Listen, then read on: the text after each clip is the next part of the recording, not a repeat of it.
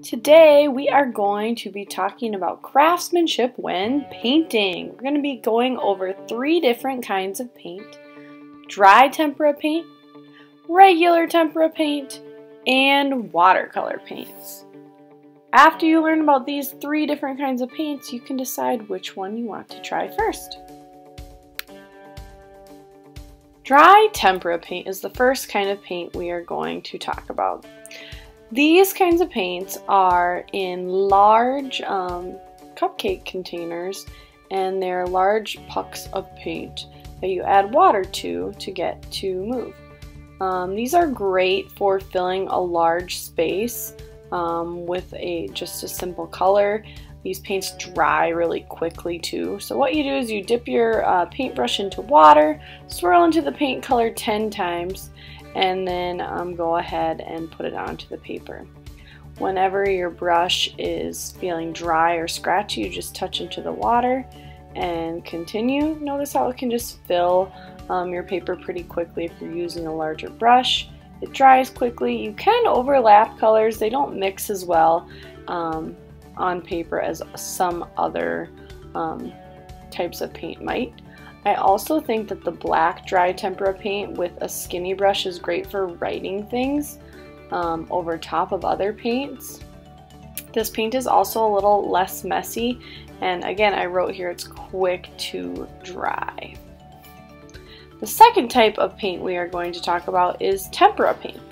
So this type of paint is technically the same type of paint, it's just in liquid form. So these tempera paints will be in an ice cube tray. Whenever you switch colors, you really want to make sure that you're cleaning out your brush in the bottom of your water and making an X on the sponge.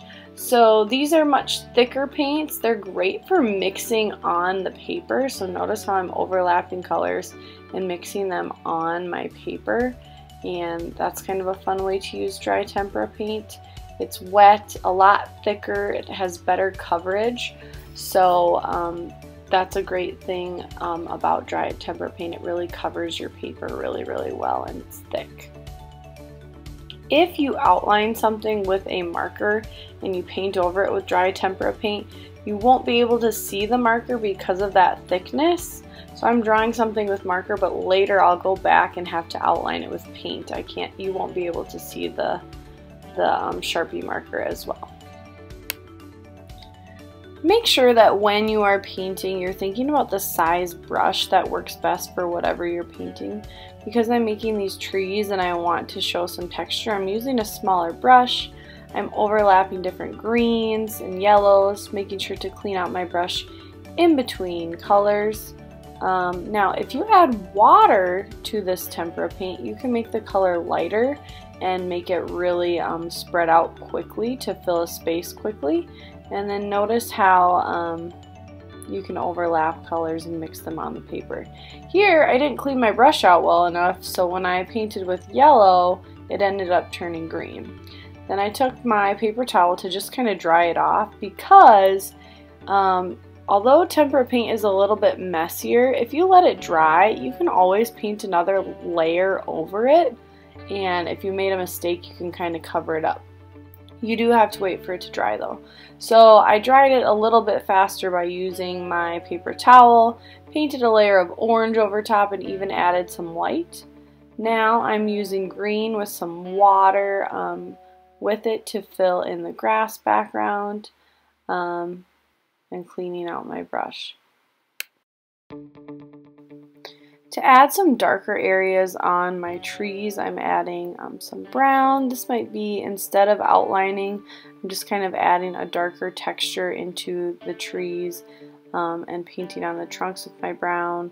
Making sure, again, whenever I switch colors, to clean my brush off really well. Now that my sky is starting to dry, I'm adding a layer to show where the sun is in the sky.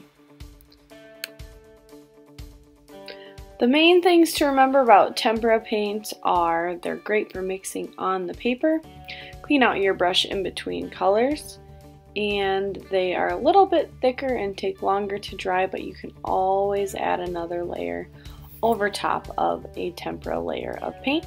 You can use water to thin them out. Now let's move on and talk about our last type of paint, watercolor paints. Watercolor paints are the thinnest of the three types of paints. You can use water to make watercolor paints lighter and darker. You're going to want to make sure that your water stays pretty clean with these. So you can use a brush like the one you see here that holds a little more water if you're trying to fill a big space.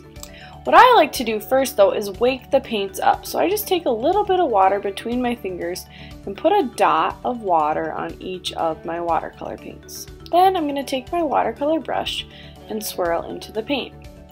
The more times I swirl, the brighter my paint color is going to be.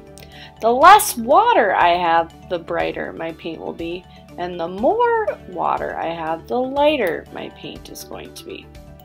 Another cool technique, because watercolor paints are so light, is to use something called a watercolor resist, where maybe you put oil pastels or crayons down on your paper, and because that wax or that oil resists the water in the paint, if you paint over those things with your watercolor paints, you can see whatever you drew with the oil pastel or the crayon. Now, I noticed that I got a little bit of red paint in my green, so I dabbed that up with a paper towel, and now my green's a little bit brighter and I can add another layer over my first color. One thing you do need to be careful though is not to use too much water and rip your paper. Now, unlike the tempera paints, when I use a Sharpie to outline something, you will still be able to see my Sharpie lines because my watercolor paint is so much thinner than the tempera paint. So I'm swirling into my colors however many times, depending on how dark I want it to be. That time I got too much water with my blue paint, so I dabbed it up with a paper towel. Another technique you can try is getting your paper wet with water first, and then touching wherever you got it wet with colors, and they will start to mix however the water moves. So that's what I did with my yellow and my orange in the sky here, which is kind of a fun technique for mixing colors. It's called wet on wet when you get your paper wet first. Now notice, if your paper is wet and you start to paint somewhere next to that wet paper that you don't want these colors to mix, that can start to be a problem. You do need to be careful. If my green on my tree starts to mix with the sky color, I might want to dab that up before it mixes too much. Now I'm using a lot of water on the right side where I'm painting my grass, and then I go ahead and use a second layer of paint. Oh, and now my sky color is coming down into the grass. You'll want to dab that up if that happens. Now, there's also a technique in watercolor painting called dry brushing, where you use less water, and a lot of times I like to do this over top of dry layers of paint. If I want to add texture like I am right here on the trees, or some lines in my water to show some movement and texture, wait until your paper is a little bit more dry. Use less water on your brush to make those lines. So remember, watercolor paints are great for doing a resist with oil pastels, and they are much thinner than the other types of paint that we saw. You will find your painting supplies that you need between sinks 2 and 3. If you are looking for watercolor paints, they are in the lower cabinets between those 2 sinks. There are sets with just primary and secondary colors and brighter colors. If you need a dog bowl, those are usually on the counter between the sinks. Dry tempera paints are on this green holder between sinks 2 and 3.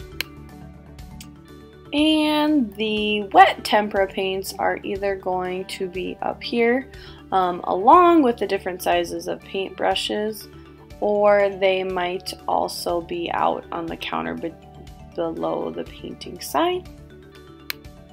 I cannot wait to see what you create and work on for craftsmanship with these 3 different kinds of paints. Good luck!